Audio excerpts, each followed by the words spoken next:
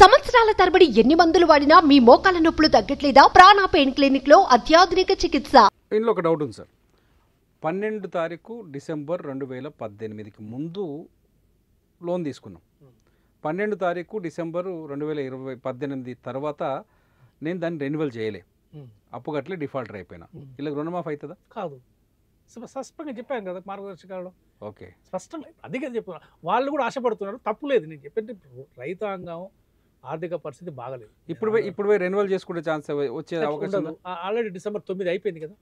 Okay, అంటే మనం ఏదైనా ఒక లైన్ అనేది గీసుకుంటాం ప్రతి విధానానికి. ఒక యార్డ్ స్టిక్ అనేది ఉంటుంది. ఆ మార్గదర్శకాలకు ఆ యార్డ్ స్టిక్ లోబడే మనం అమలు చేయాల్సిన అవసరం ఉంటుంది. ఇండెఫినెట్గా చేయలేము అది. సో కాబట్టి అలాంటి రైతులలో వీళ్ళు అర్హతలు కోల్పోయారు కాబట్టి వాళ్ళ ఆందోళన ఉన్నమాట వాస్తవమే. వాళ్ళ ఆందోళన అర్థం కూడా ఉంది. కానీ మార్గదర్శకాలకు లోబడి వాళ్ళ అర్హత కోల్పోయారు కాబట్టి మనం దాంట్లో మనం ఏం చేయలేము. అది ఆ పాపం అంతా ఎవరిది? కేసీఆర్ది. అది కూడా చెప్తున్నాను మీకు. ఆ పాపం ఎవరిది? ఆ పాపం మూట కట్టుకుంది బీఆర్ఎస్ వాళ్ళది. ఎందుకది అంతకుముందు తను చెప్పిన 1,00,000 లోపల రుణమాఫీ విడతల వరకు చేసుకుంటూ విడతల వారు చేశారు. 1,00,000 ఉన్న రైతుకు 25,000 చేసుకుంటూ పోతే ఆ చేసిన మొత్తం వడ్డీలకే సరిపోలేదు, మెత్తికే సరిపోలేదు. సో కాబట్టి ఇప్పుడు మీరు చెప్పిన కేసులన్నీ పాత బీఆర్ఎస్ ప్రభుత్వ పాపాలు ఇవన్నీ. ఓకే, సో ఈరోజు వీళ్ళని విమర్శించడం అనేది కాంగ్రెస్ పార్టీని కానీ ప్రభుత్వాన్ని విమర్శించడం అర్థం లేదు. ఓకే, రైతులు అర్థం చేసుకోవాలి. నేను చెప్పేదంటే వాళ్ళు ఆర్థిక పరిస్థితి ఎవరిది రైతాంగానికి అందింత మాత్రమే. కానీ మార్గదర్శకాలకు లోబడి మనం విధానం అమలు చేస్తున్నప్పుడు వాళ్ళకి అర్హత రాదు. అది సార్. ఇప్పుడు రెన్యువల్ 2009 అంటే 9/2023 డిసెంబర్ 9 తర్వాత కొందరు లోన్లు తీసుకున్నారు. ఆ తర్వాత తీసుకున్న వాళ్ళ పరిస్థితి ఏంది? రాదు. అంటే మనకు రుణమాఫీ చేస్తున్నారని ప్రభుత్వం స్పష్టంగా చెప్పిన తర్వాత నేను రుణాలు తీసుకొని మాఫ్ చేయమంటాం అది సబబు కాదు. ఇప్పుడు 2009 తారీఖు 12/2023కు ముందు నేను లోన్ తీసుకున్నా. ఉదాహరణకి ముందు తీసుకున్నా, నా రెన్యువల్ డేటు రేపు ఈ జనవరి ఇప్పుడు ఉంది, రేపు ఎల్లుండో ఉంది. అది దాన్ని ఎట్లా లెక్క చేస్తారు? 2023 డిసెంబర్ 9 లోపు తీసుకున్న ప్రతి రుణము, ఈ 2 లక్షల వరకు పంట రుణము మాఫీ అవుతుంది. ఆ రోజు నాటుకున్న అప్పు మాఫీ అవుతుంది. ఆ రోజు లోపు, 9కి లోపు. Okay okay okay. డిసెంబర్ 8 నాడు తీసుకున్న, ముఖ్యమంత్రి గారు ప్రమాణ స్వీకారం చేసిన డిసెంబర్ 7 నాడు తీసుకున్న ఆ లోన్ కూడా మాఫీ అవుతుంది. 2 లక్షల రూపాయలు స్పష్టంగా ముఖ్యమంత్రి గారు చెప్పారు. ఇందులో ఏ ఆందోళన పడాల్సిన అవసరం లేదు. మార్గదర్శకాల్లో స్పష్టత ఉన్నది. ఏం దీన్ని ఈ కన్ఫ్యూజన్ ఆందోళన చేస్తుంది ప్రతిపక్షాలు. వాస్తవానికి రైతులకు స్పష్టతే ఉన్నది. వాళ్ళు మిస్లీడ్ చేసి మీరు 70 లక్షల రైతులు ఉంటే మీరు 23 లక్షలకే చేస్తారంటే అసలు 70 లక్షల మంది రైతులు లేరు. 70 లక్షల పాస్ పుస్తకాలు వీళ్ళకి అంటే వాళ్ళకి తెలియదని కాదు. రాజకీయం చేయాలి, ప్రతి విషయంలో రాజకీయం చేయాలి. రాజకీయానికి ఏదో ఒక ఆయుధం దొరకాలి. మనం చేయొద్దు, చేసే ప్రభుత్వాన్ని మనం బదనాం చేయాలి. ఓకే, సో ఇది కేవలం ఒక దురుద్దేశంతో చేస్తున్న ప్రచారమే తప్ప అసలు భారతదేశ చరిత్రలో ఏకకాలంలో 2 లక్షల వరకు రుణమాఫీ, మొత్తం 31 లక్షలు అనేది తర్వాత చేద్దాం. 31 లక్షల కోట్లు ఇంకో విడత అయినాక మాట్లాడదాం. రేపటితోనైతే 18,000 కోట్లు, దాదాపు 18,000 కోట్లు, 18,000 కోట్లు ఏకకాలంలో రుణమాఫీ చేసిన ఏకైక రాష్ట్రం తెలంగాణ రాష్ట్రం. బహుశా ముందు ఏ రాష్ట్రాలు చేస్తాయని కూడా నేను అనుకోను. సరే, మంచా చెడా అది ఎవ్రీ టైం మనం చేస్తామా, మనం కూడా ముందు చేస్తామా అనేది అది ప్రశ్నార్థకం. కానీ as on today that is historic. దాన్ని అప్రిషియేట్ చేయాలి. సార్ ఇంకో డౌట్ ఉంది. 2023 అంటే రుణమాఫీ చేస్తున్నారు. 2019, 2012, 2023 వరకు 9/12/23 వరకు రుణమాఫీ తీసుకున్న అప్పులకు రుణమాఫీ జరిగిపోయింది. గ్రీవియన్స్ సెల్స్ ఏర్పాటు చేశారు. ఏదైతే రైతుల నుంచి సమస్యలు స్వీకరించడమో లేకపోతే టెక్నికల్ సమస్యలు ఉంటారో, ఈ గ్రీవియన్స్ సెల్స్లో ఎవరికి ఫిర్యాదు చేయాలి, ఎక్కడ ఫిర్యాదు చేయాలి? ఫస్ట్ గ్రామంలో ఇమీడియట్గా మీకు అందుబాటులో ఉండే వ్యవసాయ శాఖలోను అగ్రికల్చర్ ఎక్స్టెన్షన్ ఆఫీసర్స్, ఓకే, ఏఈఓస్కు వాళ్ళు గ్రీవెన్సెస్ మీ పాస్బుక్ పెట్టుకొని, ఇగో నా ఈ పాస్బుక్ ఇది, నా బ్యాంక్లో లోన్ ఎంత ఉందో బ్యాంక్ వాళ్ళు మీకు సర్టిఫికేట్ ఇస్తారు. దానికి ఈ లోను ఎప్పటి నుంచి తీసుకుంటారు ఇది. సో నేను ఈ పరిమితిలో నేను లోన్ తీసుకున్నా, నేను ఈ అర్హత ఉంది నాకు. నేను డిసెంబర్ 2018 తర్వాత డిసెంబర్ 9, 2023 కంటే ముందు తీసుకున్న పంట రుణం ఇది, క్రాప్ లోను, ఈ పంటకు వేసుకున్నాం, నాకు అర్హత ఉంది, సో నా కుటుంబం రేషన్ కార్డు ఇది, నా కుటుంబంలో మాకు ఎవరికి లేదు. సో కాబట్టి నాకు మిస్ అయింది టెక్నికల్ ప్రాబ్లంతో. అంటే దాన్ని ఎంబడే సవరి అట్లా 17,000 కేసులు ఆల్రెడీ సాల్వ్ చేశారు. ఆల్రెడీ ఇప్పుడు జరిగిన 2 దఫాల రుణమాఫీలో వచ్చిన ఫిర్యాదులు దాదాపు 30,000 ఫిర్యాదులు వచ్చినాయి. ఆల్రెడీ సగం ఫిర్యాదులు ఆల్రెడీ సమస్య పోయినాయి. ఇక కేవలం 17,000-16,000 1%. ఇంత పెద్ద స్కీమ్లో మీకు 1% ఈ సమస్య వచ్చింది. 99% ఎక్కడిగా మీకు అమలైంది. ఇంకా ఒక 15,000-16,000 కేసులు పాతవి ఉన్నాయి. రేపు అమలు చేస్తే ఇంకొక 5-10,000 15,000 రావచ్చు. మొత్తం ఉంటే 25,000-30,000 రైతుల నుంచి ఇలాంటి ఫిర్యాదులు రావచ్చు. అందులో అర్హత ఈ మార్గదర్శకాల ప్రకారం అర్హత ఉన్న రైతాంగానందరికీ ఇమ్మీడియట్గా 30 రోజులు అవుతాయి. కానీ లేని వాళ్ళు కూడా మీకు గతంలో చెప్పాను, మీకు 2018 డిసెంబర్ కంటే ముందు తీసుకొని కట్టకుండా వదిలేసిన వాళ్ళు, వాళ్ళ డిఫాల్ట్ అయిపోయి మాకు కూడా రాలేదని ఎవరైనా ఫిర్యాదు చేస్తే వాళ్ళ ఫిర్యాదు కరెక్ట్ అయి ఉండొచ్చు, కానీ మార్గదర్శకాలకు లోబడి మాత్రం వాళ్ళకి అర్హత రాదు. ఇది మొత్తానికి రుణమాఫీ జరగాలి అని కోరుకునే వాళ్ళు చూసుకోవాల్సిన ముఖ్యమైన అంశాలు. ఆ అంశాలపైన సార్ స్పష్టించారు. ఇకపోతే సార్, బ్యాంకింగ్ విధానాల్లో లేకపోతే రుణమాఫీలో కొన్ని పదాలకు రైతులకు అర్థాలు తెలియట్లేదు. మొట్టమొదటిది ఏంటి అంటే డిఫాల్టర్ అంటే ఏంటిది, రీషెడ్యూల్ అయితే అంటే ఏంటి, రెన్యువల్ అంటే ఏంటి. నేను చెప్పగలను, కానీ మీ నోట్తో రైతులకు చెప్తే అర్థమవుతాయి. రెన్యువల్ అంటే ఏంటిది? ఫస్ట్ ఫ్రెష్ లోన్ గురించి చెప్తాను. అంటే ఫస్ట్ 3 రకాల లోన్లు ఉంటాయి. ఒకటి పంట రుణము, దాన్నే స్వల్పకాలిక రుణం అంటాం. ఓకే. ఇది రైతుకుండే విస్తీర్ణాన్ని బట్టి వేసే పంటను, ఈ రెండింటికి ఆధారంగా ఎకరానికి 30,000, 40,000, 50,000 పంటను బట్టి నిర్ణయిస్తారు. ఇది మ్యాక్సిమం 1 సంవత్సరం లోపల కట్టినట్లయితే ఆ వడ్డీ రాయితీ కూడా, డిస్కౌంట్, ఈ సబ్సిడీ కూడా వాళ్ళకు పడుతుంది, వాళ్ళకు వస్తుంది. సో చక్కగా తీసుకోవచ్చు, మళ్ళీ కట్టుకుంటే ఎవ్రీ ఇయర్ తీసుకోవచ్చు, రెన్యువల్ చేసుకుంటే. ఇది పంట రుణము. అదేవిధంగా ఒకటి టర్మ్ లోన్స్, అంటే కేవలం ట్రాక్టర్లు కొనడానికి, కంబైన్డ్ హార్వెస్టర్స్, పెద్ద పెద్ద వ్యవసాయ పనిముట్లు, వ్యవసాయ అభివృద్ధి కోసం తీసుకునే రోజులు, అవి కొన్ని లక్షల మీద ఉంటుంది. అది పెద్ద రైతులు ఎక్కువ తీసుకుంటారు. ఓకే. ఇక మూడవది బంగారం లోన్. బంగారం ఉంటుంది, భూమి తక్కువ ఉంటుంది, ఒక్కోసారి భూమి ఎక్కువ ఉంటుంది, పాస్బుక్లు ఉంటాయి, ప్లస్ బంగారం ఉంటుంది. సో అక్కడ పంట రుణం తీసుకుంటారు, మళ్ళీ బంగారం పెట్టి పాస్బుక్లు పెట్టి మళ్ళీ, ఎందుకంటే వడ్డీ తక్కువ ఉంటుంది బంగారం లోన్లకు, ఇది పాస్బుక్లు పెట్టినప్పుడు. అది వ్యవసాయం అవసరం అని రాస్తారు, అది పంట అవసరం, పంట రుణం కాదు. అది వాస్తవానికి బంగారం లోన్లు పంట రుణాల కిందకి రావు, అవి అగ్రికల్చర్ లోన్లు, అంటే టర్మ్ లోన్స్ కావచ్చు, ఏదైనా కావచ్చు. సో అట్లా తీసుకుంటారు. సో ఇందులో ఇక తీసుకొని మళ్ళీ టైం ప్రకారం కట్టుకుంటే ఫ్రెష్ లోను అయిపోతుంది. రెన్యువల్ అంటే ఆ నిర్ణీతమైన టైంలో, ఇప్పుడు క్రాప్ లోన్ను మనకు 365 రోజుల లోపల కట్టాలి. ఓకే.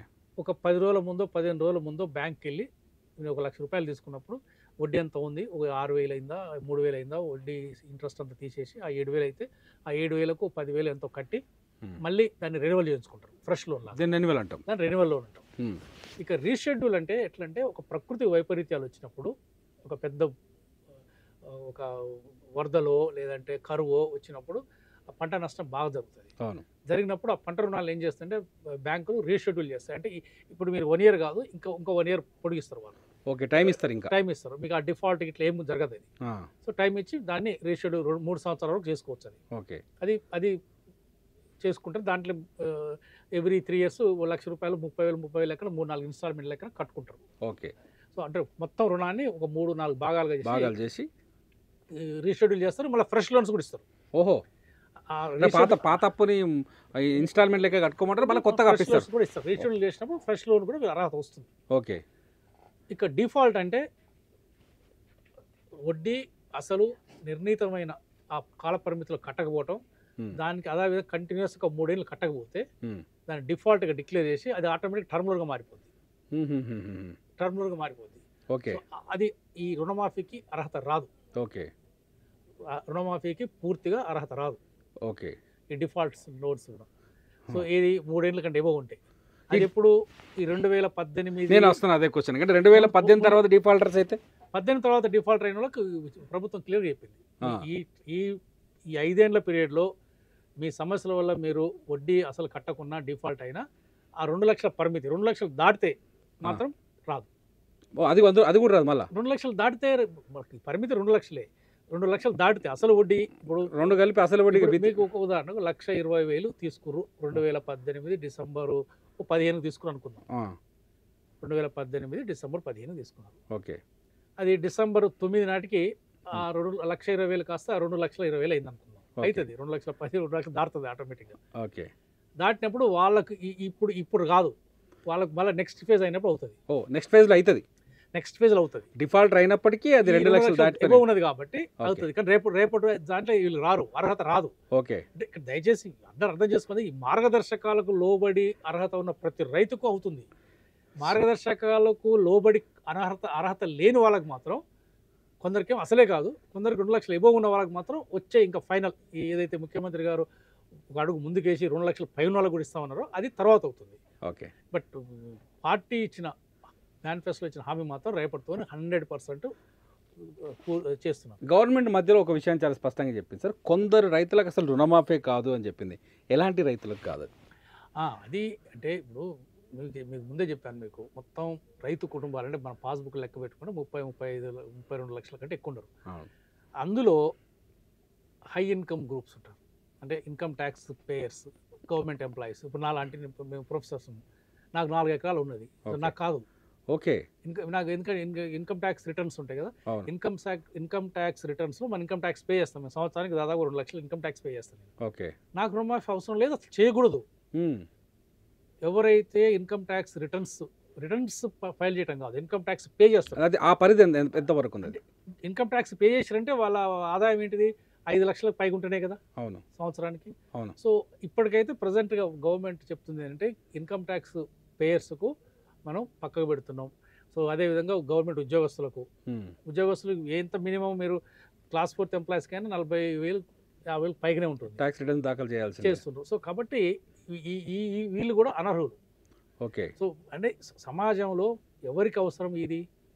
నిజంగా అంటే మీకు ఇన్కమ్ ట్యాక్స్ పే చేస్తున్నారంటే మీకు అసలు వ్యవసాయం అనేది మీకు ప్రధానమైన వృత్తి కాదు, ఆదాయం కాదు.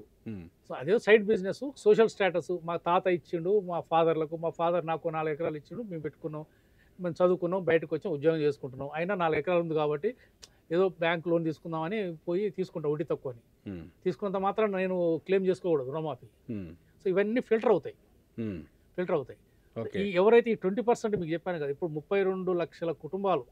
సో భూమి ఎక్కువ ఉండటం వల్ల దానికి కట్ ఆఫ్ లేదు, కానీ ప్రధాన ఆదాయ వనరు వేరే ఉన్న వాళ్ళకి మాత్రం అర్హత లేదు. అది కేవలం ఇన్కమ్ ట్యాక్స్ పేయర్స్ అనేది మనకు స్పష్టంగా గవర్నమెంట్ ఎంప్లాయీస్ కాబట్టి వాళ్ళకి మాత్రమే ఇది. ప్రైవేట్ సెక్టర్లో ఉన్న చాలా మంది ఉద్యోగులకి వాళ్ళు కూడా ఇన్కమ్ ట్యాక్స్ రిటర్న్ పే చేస్తున్నారు, వాళ్ళు కూడా ట్యాక్స్ కడుతున్నారు, వాళ్ళు కూడా ఇదే పరిధిలోకి వస్తారు. ఇన్కమ్ ట్యాక్స్ పే చేసే వాళ్ళందరికీ, అది గవర్నమెంట్ ఉద్యోగస్తులు ఎందుకు కట్టున్నారంటే వాళ్ళు ఎస్కేప్ కాలేదు, కంపల్సరీ కట్టాల్సిందే. ఓకే. ఈవెన్ ప్రైవేట్ సెక్టర్లో కూడా నవేడేస్ అంత సిస్టమేటిక్ ఉంది. ఇప్పుడు ఇన్కమ్ ట్యాక్స్ రిటర్న్స్ ఫైల్ చేయాల్సిందే. రిటర్న్స్ ఫైల్ చేసినంత మాత్రమే కాదు, వాళ్ళు పే చేస్తారు. ఓకే. ఎంత ఇన్కమ్ ట్యాక్స్ పే చేసి దానికి ఇన్కమ్ ట్యాక్స్ ఎంత పే చేసినా అది వాళ్ళకు అర్హత రాదు. Just income tax returns pay చేస్తారు. ఇప్పుడు రైతులు వాళ్ళ పిల్లలకు ఎడ్యుకేషన్ లోన్కో, హౌస్ లోన్కో ట్యాక్స్ రిటర్న్స్ పెట్టాలి. ట్యాక్స్ రిటర్న్స్ వాళ్ళు వ్యవసాయం చూపిస్తారు, ఏదో చేతుర్తులు 50,000 1,00,000 రూపాయలు చూపించుకొని ఇన్కమ్ ట్యాక్స్ రిటర్న్స్ చేస్తారు, వాళ్ళకు వర్తిస్తుంది. ఓకే. వాళ్ళకు అర్హులే. Okay. Only income tax pay చేసే వాళ్ళకి ఇది tax payers, not tax returns. Tax returns ఎవరైనా చేసుకుంటాం, ట్యాక్స్ పేయర్స్ కి మాత్రమే అనర్హత. ఓకే. గవర్నమెంట్కి పన్ను చెల్లించే వాళ్ళకు, పన్ను చెల్లించేంత ఆదాయం ఉన్న వాళ్ళకి అర్హత ఉండదు. అది ప్రైవేట్ ఎంప్లాయ్. ఇది రుణమాఫీ వరకే తీసుకొస్తున్నారా సార్, లేకపోతే రేపు పొద్దున రైతు బంధు, రైతు భరోసా కూడా ఇప్పుడు తయారు చేస్తున్నారు కదా. సో ఉపసంఘం, క్యాబినెట్ ఉపసంఘం వాటి మీద చాలా కసరత్తు చేస్తున్నారు. కానీ మా వ్యక్తిగత విషయంలో ఉండాలి. ఏదైనా అండి, వెల్ఫేర్ కానీ రైతులకు సంబంధించింది కావచ్చు, ఇంకా ఇతరత్ర ఏ సంక్షేమం అయినా మనకు టార్గెట్ గ్రూప్ అనేది ఐడెంటిఫై చేసి ఇవ్వాల్సింది తప్ప అన్ని పథకాలు అందరికీ అనే కాన్సెప్ట్ అనేది తప్పు. ఓకే. అది వెల్ఫేర్ కిందకి రాదు, అది లేజీ స్టేట్ అయిపోతుంది. మొత్తంలో సార్ మీరు మొదటి నుంచి రుణమాఫీని ఫాలో చేస్తూ వస్తున్నారు, రుణమాఫీ 3 విడతలను చూస్తూ వస్తున్నారు, రేపు 3వ విడత రుణమాఫీ పోతుంది, ఫైనల్ విడత కూడా ఒకటి ఉందని చెప్తున్నారు.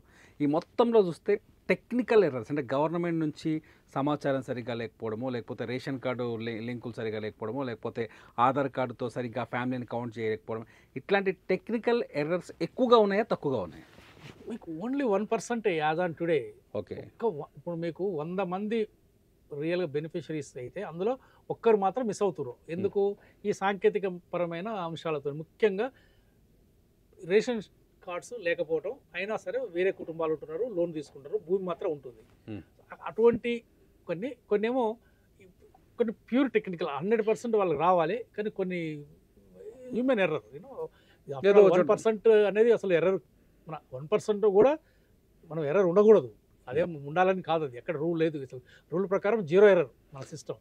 కానీ ఇప్పుడు రుణమాఫీలో జరుగుతుంది మాత్రం కేవలం 1% బెనిఫిషరీస్కి మాత్రం టార్గెట్ గ్రూప్లలో ఈ కొంచెం సాంకేతిక పరమైన ఇబ్బందులు వచ్చాయి. అందులో ఆల్రెడీ సగం మందికి కూడా ఈజీగా సాల్వ్ అయిపోయినాయి. మిగతా సగం గ్రౌండ్ లెవెల్ ఇన్స్పెక్షన్స్ రిపోర్ట్ తీసుకొని వాటి కూడా 30 రోజుల లోపల పరిష్కరిస్తామని స్పష్టంగా చెప్పారు వ్యవసాయ శాఖ మంత్రి గారు. సార్, ఇప్పుడు ఒక కుటుంబంలో మరి ఇన్కమ్ ట్యాక్స్ దగ్గరికి వస్తే, మళ్ళీ ఒక కుటుంబంలో ఒక రైతు కొడుకు చదువుకున్నాడు, మంచి ఉద్యోగం చేస్తున్నాడు, మంచి పొజిషన్లో సెటిల్ అయి ఉన్నాడు. ఒకటే కుటుంబం, ఇంకా పెళ్లి కాలేదు, లేకపోతే సింగిల్ రేషన్ కార్డు పరిధిలో ఉన్నాడు. అతని పేరు మీద భూమి లేదు, కానీ అతనికి ఆదాయం ఉంది, అతను ట్యాక్స్ పే చేస్తున్నాడు. అట్లాంటి వాళ్ళ పరిస్థితి ఏంటి? అంటే అతనికి భూమి లేదు కాబట్టి అక్కడ అసలు రుణమనే రాదు, సబ్జెక్టే రాదు. సో తండ్రికి మాత్రం తండ్రి పేరు మీద తండ్రి రైతుగా కనిపిస్తాడు, తండ్రికి ఎలిజిబిలిటీ వస్తుంది. సో ఆ కొడుక్కి ప్రత్యేకంగా పాస్బుక్ ఉండి అతని కుటుంబం ఏర్పడితే మాత్రం అతను కూడా క్రాప్ లోన్ తీసుకొని పాస్బుక్ ఉంటే అతనికి మాత్రం అనర్హుడు. కానీ అతనికి భూమి లేదు, అసలు రుణము లేదు, కాబట్టి అసలు ఆ ప్రసక్తే రాదు. ఓకే ఓకే ఓకే సార్, మొత్తానికి ఫైనల్గా 2 లక్షల వరకు రుణం మీద రేపు చాలామందికి డౌట్స్ వస్తాయి. ఎందుకంటే రేపు 2 లక్షల వరకు రుణమాఫీలో వడ్డీ రూపాయి ఎక్కువనే ఆగిపోద్ది, లేకపోతే పాత బాకీ 10 రూపాయలు ఎక్కువనే ఆగిపోద్ది. చాలామందికి బ్యాంకులో అమౌంట్ క్రెడిట్ అవ్వడం ఆగిపోతుంది. ఇట్లాంటి వాళ్ళందరికీ మీరు ఇచ్చే సలహా ఏంటి? ఒకటి ఏంటంటే, ఫస్ట్ బ్యాంకులకు వెళ్ళి అసలు మీకు వడ్డీ అసలు కలిపి మీకు ఈ పీరియడ్లో తీసుకున్నది ఏదైతే కాలపరిమితి ప్రభుత్వం విధించింది 12/12/2018 నుంచి 9/12/2023 వరకు మీరు తీసుకున్న రెన్యువల్ లోన్ కావచ్చు, ఫ్రెష్ లోన్ కావచ్చు, ఈ ఏ లోన్ అయినా సరే మీరు ఎంత ఉందో ఫస్ట్ మీరు తెలుసుకోండి. 2 లక్షల లోపు ఉందంటే మీకు 100% అవుతుంది. కాకపోతే ఇమ్మీడియట్గా మీరు ఏఈఓని కన్సల్ట్ చేయొచ్చు. ఓకే. ఒకవేళ 2 లక్షల కంటే ఎబోవ్ ఉందనుకోండి, ఒక 1000 రూపాయలు ఎక్కువ ఉందనుకోండి, అయినా మీకు అయ్యే అవకాశం లేదు. ఓకే. అయినా ఆందోళన పడాల్సిన అవసరం లేదు. ఓకే. ఎందుకంటే ఆ 1000 2000 మీకు ఆ 2 లక్షలకు ఏదైతే ఎక్కువ ఉందో అది మీరు ఇమ్మీడియట్ కట్టుకునే కెపాసిటీ ఉంటే కట్టుకొని ఆ 2 లక్షల లోపు పరిమితి మీరు పెట్టుకోండి. నెక్స్ట్ ఫైనల్ విడత ఏదైతే ముఖ్యమంత్రి గారు మేనిఫెస్టోలో హామీ ఎక్కువన్నా సరే చేస్తామన్నారో అది చేస్తామని ఉన్నారు కాబట్టి అది నెక్స్ట్ ఫేజ్లో అవుతుంది. అది కూడా ఆందోళన పడాల్సిన అవసరం లేదు. ఓకే. మొత్తానికైతే ప్రతి రైతుకి 2 లక్షల వరకు రుణమాఫీ అయితే జరిగి తీరుతుంది ఈ మార్గదర్శకాలకు లోబడి. అది ఇంపార్టెంట్. అంటే 2012 తారీఖు 2018 డిసెంబర్ 12వ తేదీ నుంచి 2023 డిసెంబర్ 9వ తేదీ మధ్య లోన్ తీసుకున్న వాళ్ళకి కావచ్చు, కొత్తగా గత లోన్ని రెన్యువల్ చేసిన వాళ్ళకి కావచ్చు, మితిగట్టి మళ్ళీ బ్యాంకుల పైసలు తీసుకున్న వాళ్ళకి కావచ్చు, ఈ లోపు తీసుకొని మొత్తమే కట్టకుండా ఇచ్చిపెట్టిన వాళ్ళకి కావచ్చు, వాళ్ళకి మాత్రం రుణమాఫీ అవుతుంది. 2 లక్షల లోపు వరకు ఉంటే 100% రేపే అవుతుంది. 2 లక్షలు దాటితే వడ్డీ అసలు కలిపి రేపు కాదు, కానీ వచ్చే విడతలు అవుతాయి. Thank you so much sir. ఎందుకంటే రుణమాఫీ పైన రైతులకు చాలా డౌట్స్ ఉన్నాయి, రుణమాఫీ పైన చాలా సందేహాలు ఉన్నాయి. ఎవరు తీరుస్తారో తెలియని పరిస్థితిలో ఉన్నారు. వాళ్ళందరికీ ఒక స్పష్టమైన క్లారిటీ ఇచ్చినందుకు సుమన్ టీవీ తరఫున మీకు ధన్యవాదాలు sir. Thank you so much sir. Me business ఏదైనా మీ ఊర్లో ప్రమోషన్ చేయాలంటే అది సుమన్ టీవీతోనే సాధ్యం. ఇప్పుడే సంప్రదించండి.